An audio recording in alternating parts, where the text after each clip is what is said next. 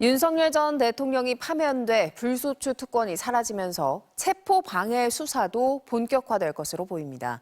경찰은 특수공무 집행방해 혐의로 입건된 윤 전 대통령에 대해서 직접 조사도 검토하고 있는 것으로 확인됐습니다. 강은 기자입니다. 대통령 관저로 가는 길목은 대형 버스로 가로막혔고 군용 기갑차까지 동원됐습니다. 경호처 직원들이 동원돼 3단계 방어선을 만들고 체포에 나선 수사팀과 몸싸움까지 벌이면서 내란 우두머리 피의자 윤석열 당시 대통령의 1차 체포영장 집행은 실패로 돌아갔습니다.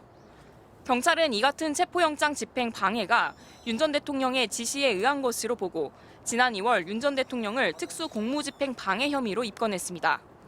앞서 영장 집행을 막은 혐의로 강경파 김성훈 경호처 차장에 대해 구속영장을 신청하면서 윤 전 대통령을 핵심 공범으로 적시했습니다. 그동안 현직 대통령으로 불소추 특권이 있어 수사를 피해왔지만 윤 전 대통령이 파면된 만큼 경찰 수사도 본격화될 것으로 보입니다. 경찰은 윤 전 대통령을 직접 조사하는 방안도 검토하고 있는 걸로 확인됐습니다.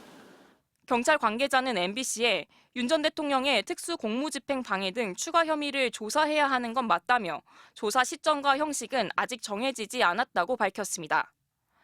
이미 경찰은 철통같이 맡겠다는 김 차장에게 윤 전 대통령이 국군 통수권자 안전만 생각하라는 문자를 보낸 내역은 물론 2차 체포영장 집행을 앞두고 총을 쏠 수는 없냐고 물었다는 경호처 직원의 진술도 확보했습니다. 경찰은 내란 수사의 핵심 물증이 될 비화폰 서버 압수수색 영장을 다시 신청하는 방안도 검토하고 있는 걸로 파악됐습니다. 경찰은 앞서 2차례 압수수색을 시도했지만 경호처가 막아서며 무산된 바 있습니다. 훨씬 더 좀 탄력을 받을 수 있을 것 같긴 하고요. 그 사법기관에서 법원에서 정당하게 발부한 영장 집행을 어느 정도 방해했던 거는 사실이잖아요. 압수수색을 다시 한다든지. 다만 김성훈 경호차장이 대통령의 지시에 대해선 줄곧 부인해온 데다 김 차장의 구속영장이 법원에서 기각됐던 만큼 강제 수사가 여전히 제한적일 거란 분석도 나옵니다. 경찰은 경호처 간부들에 대한 추가 조사와 법리 검토를 마친 뒤 윤 전 대통령에 대한 조사 시점과 방식도 결정할 방침입니다.